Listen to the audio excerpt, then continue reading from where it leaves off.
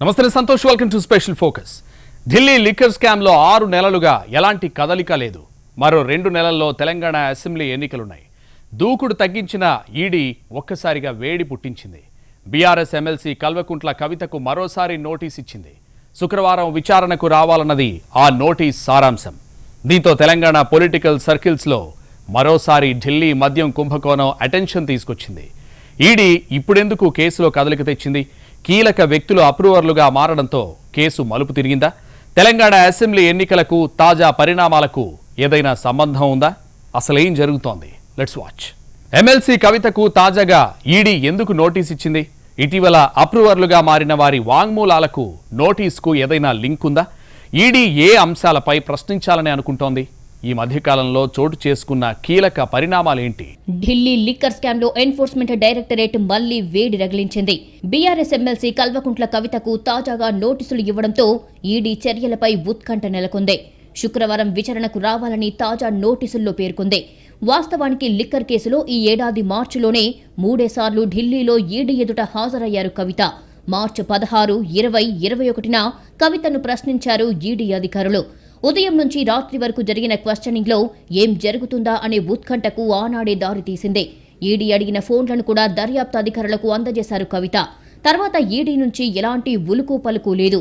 Case దర్యాప్తు కూడా వేగం తగ్గిందనే ప్రచారం జరిగింది.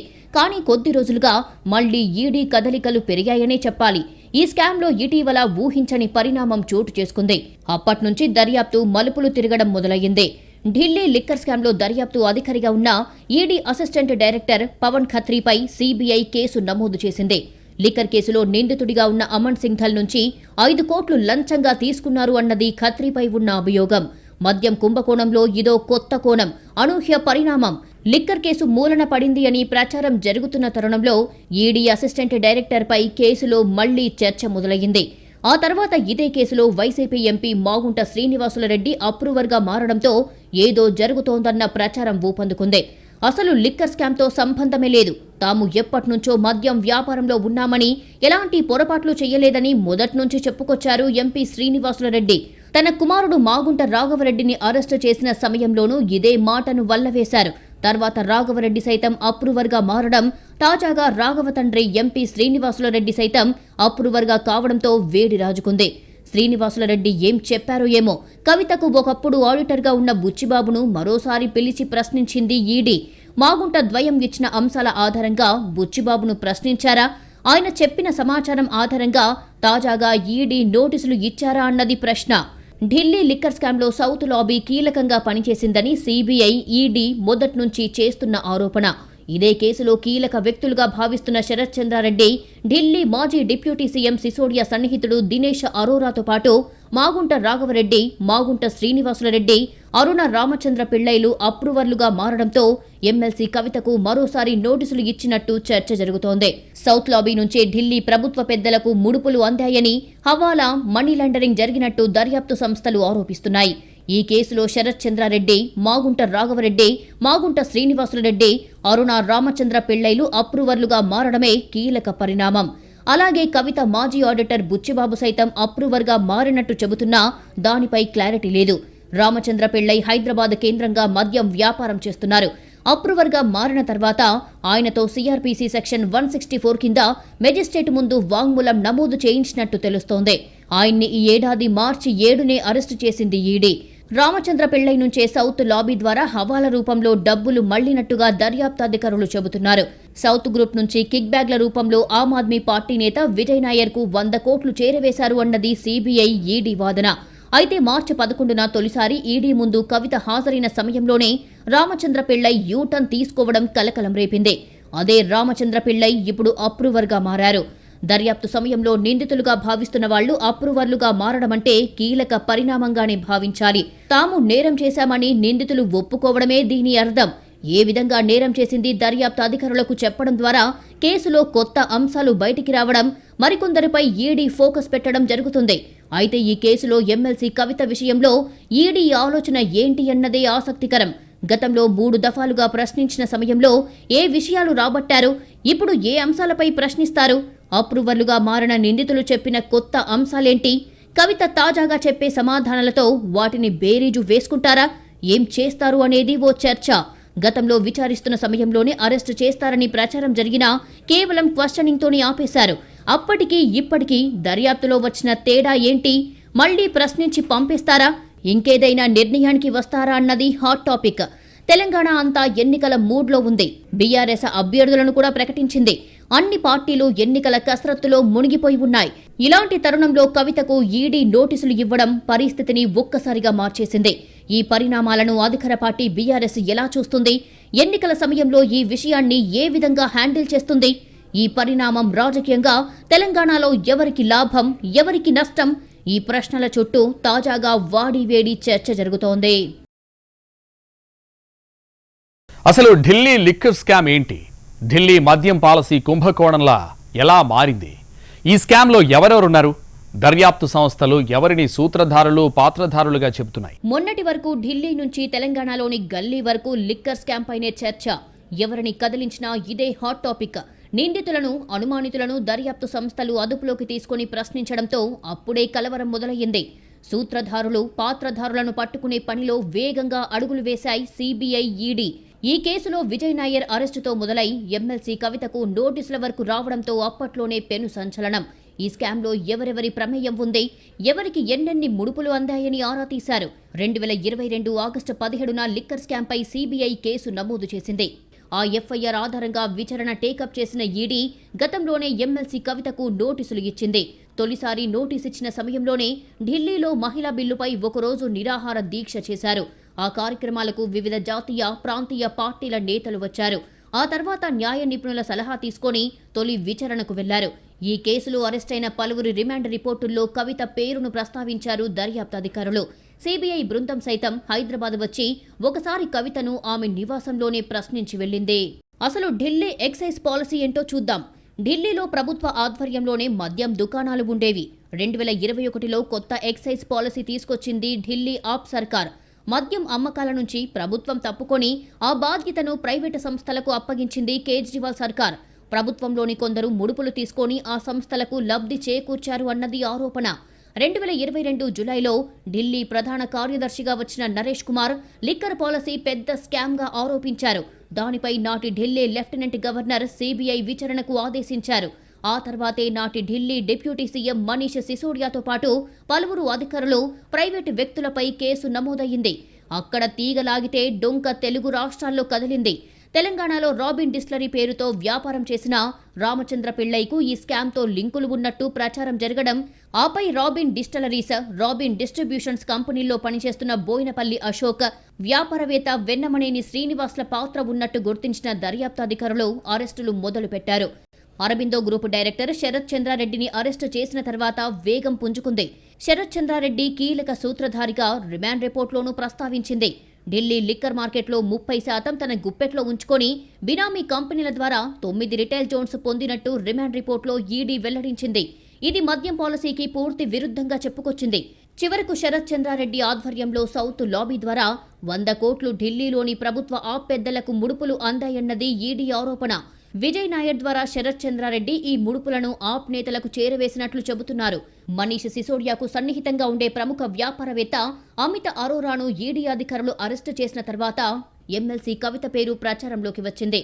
సౌత్ లాబీని శరత్ చంద్రారెడ్డి, కవిత, మరో వ్యక్తి నియంత్రించారని అప్పట్లోనే ఆరోపించింది ఈడీ.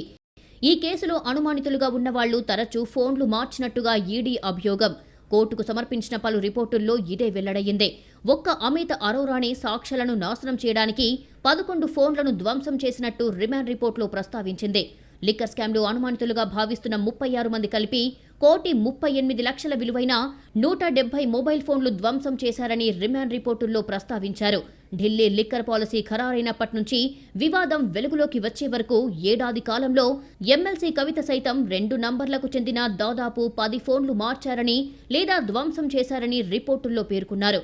ఏతావాత ఢిల్లీ లిక్కర్ స్కామ్లో 34 మంది పాత్ర ఉన్నట్టు ఈడీ రిమాండ్ డైరీలో ప్రస్తావించారు. పలు కీలక విషయాలను వెల్లడించారు దర్యాప్తు అధికారులు. ఒక్క శరత్ చంద్రారెడ్డి 64 కోట్ల వరకు మనీ లాండరింగ్కు పాల్పడ్డారని ఈడీ రిమాండ్ డైరీలో ఉంది.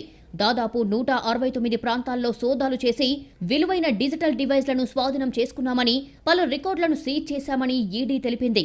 లంచాల కోసమే ప్రత్యేక వ్యవస్థను శరత్ చంద్రారెడ్డి ఏర్పాటు చేశారని ఆరోపించింది. తర్వాత క్రమంగా అరెస్టులు పెరిగాయి, అప్రూవర్ల సంఖ్య పెరిగింది. దర్యాప్తు సాగే కొద్దీ కొత్త అంశాలు వెలుగులోకి వచ్చాయని దర్యాప్తు అధికారులు కోర్టుకు వెల్లడించారు. అయితే ఈ ఏడాది మార్చిలో కవితను 3 సార్లు ప్రశ్నించిన తర్వాత దర్యాప్తు కోల్డ్ స్టోరేజ్లోకి వెళ్లిందా అనే అనుమానాలు కలిగాయి. ఆ సందేహాలకు తగ్గట్టుగా రాజకీయ పరిణామాలు ఉండటంతో ఇక కేసు అటకెక్కేసినట్టేనని అంతా భావించారు. కానీ ఈడీ నోటీసులు మొత్తం వాతావరణాన్ని మార్చేసింది. Back to special focus. ED నోటీసులను మోడీ నోటీసులుగా సెటైర్లు వేశారు ఎమ్మెల్సీ కవిత. ఇది రాజకీయ ప్రేరేపిత చర్యగా విమర్శించారు. పెద్దగా వర్రీ కావాల్సిన పనిలేదని న్యాయ సలహా తీసుకుని ముందుకెళ్తామన్నారు కవిత.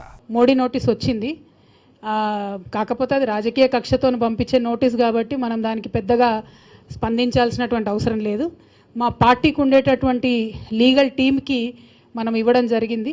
ఆ లీగల్ టీం ఎట్లా చెప్తే దాని ప్రకారం మనము మెదులుకోవడం జరుగుతుంది. సో అది పెద్ద ఆలోచించాల్సింది ఏం లేదు.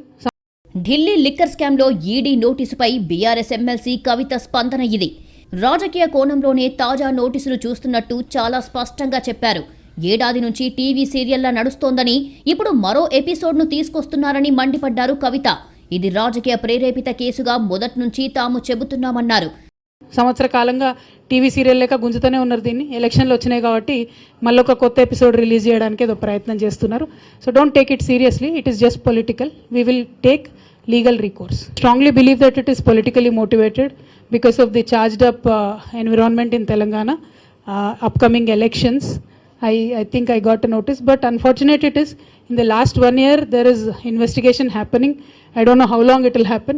I don't think even 2G spread for so long. So it is unfortunate, but yet it is political and highly politically motivated.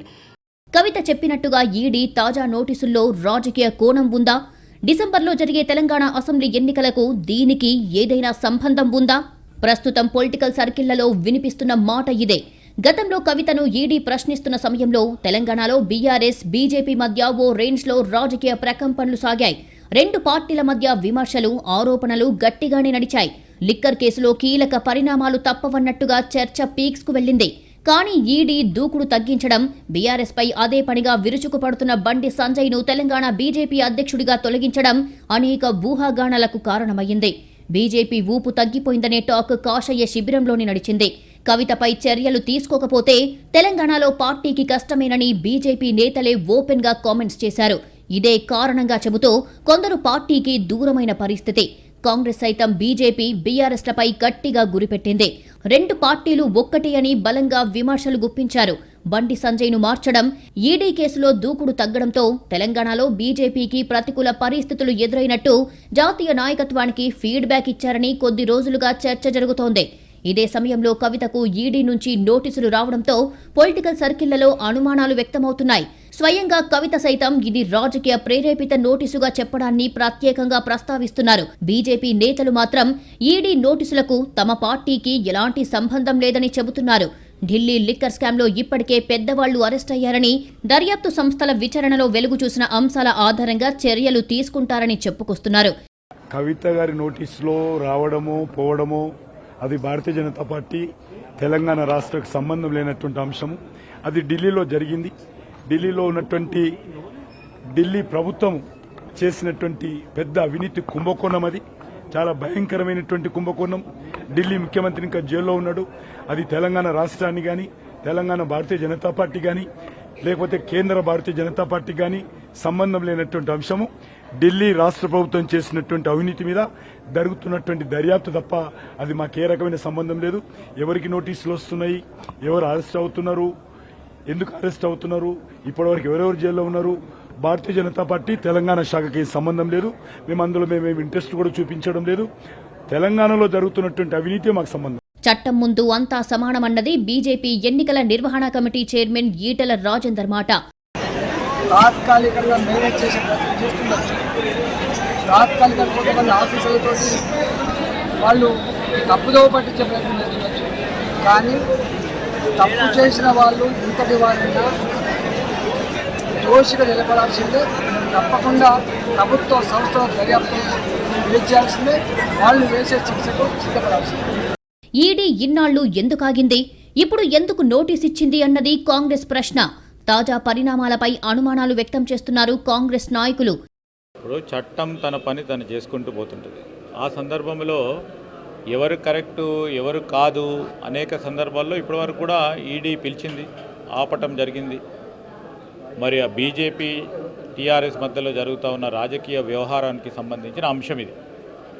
అది టెక్నికల్గా అదేవిధంగా లీగలీ ఏ విధమైన కార్యాచరణ తీసుకోవాలనో ఇప్పటి వరకు తీసుకొని ఉంటే ఈరోజు కాదు, ముందు కాదు, ఇంకా అంతకుముందే ముందు కాదు, ఈరోజు రాజకీయ అంశంతో కూడుకున్నదని ప్రత్యేకంగా కనబడుతుంది. దగ్గర ఉన్నప్పుడు నోటీస్ రాదు, దూరం ఉన్నప్పుడు నోటీస్ వస్తుంది, మళ్ళీ దగ్గర చేసుకునే ప్రయత్నం జరుగుతూ ఉందేమో అని మాకు అనుమానం. ఎందుకు ఇన్ని రోజులు జరిగినది, వీళ్ళకి ఏం భయం పుట్టుకుందనంటే తెలంగాణ ఇచ్చిన తల్లి సోనియా అమ్మ తెలంగాణకు రాబోతున్నారు. సిడబ్ల్యూసి మీటింగ్ ఇక్కడ జరగబోతున్నది. 17వ తారీఖున జరుగుతున్న సభను చూసి వణుకుడు పుట్టింది. కేవలం కాంగ్రెస్ పార్టీ యొక్క గెలుపును అడ్డుకునే ప్రయత్నంలో బడా మోదీ చోటా మోదీ చేస్తున్న డ్రామాలో ఇదొక భాగం. ఈ విషయంలో ఎవరి వాదన ఎలా ఉన్నా ఈడీ ఏ ఉద్దేశంతో నోటీసులు జారీ చేసినా సమయం మాత్రం ఎన్నికలకు సమాయత్తమవుతున్న తరుణం. ఇది రాజకీయంగా ఎవరికి లాభం ఎవరికి నష్టమనే విశ్లేషణలు మొదలయ్యాయి. రాజకీయంగా బీఆర్ఎస్ ఈ విషయాన్ని ఎలా హ్యాండిల్ చేస్తుంది? ఎన్నికల వేళ ఢిల్లీ లిక్కర్ కేసు ప్రచార అస్త్రంగా మారుతుందా?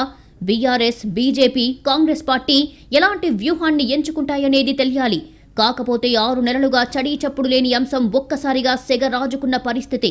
ఈడీ నోటీసుల విషయంలో గతంలోనూ న్యాయ సలహాలు తీసుకొని ముందుకెళ్లారు ఎమ్మెల్సీ కవిత. ఇప్పుడు కూడా అదే మార్గం ఎంచుకున్నారు. ఈ కేసులో అప్రూవర్లుగా మారిన ఎంపీ మాగుంట శ్రీనివాసులరెడ్డి, రామచంద్ర పిళ్లై చుట్టూనే కేంద్రీకృతమయ్యింది. ఇదే సమయంలో ఆడిటర్ బుచ్చిబాబు ఈడీకి తాజాగా ఏం చెప్పారు అనేది కీలకంగా మారుతోంది. వీరిచ్చిన సమాచారం ఆధారంగానే ఈడీ నోటీసు ఇచ్చిందా? అయితే వారేం చెప్పారు? ఈడీ కొత్తగా ఏం తెలుసుకోవాలని అనుకుంటోంది అనేది ప్రశ్న.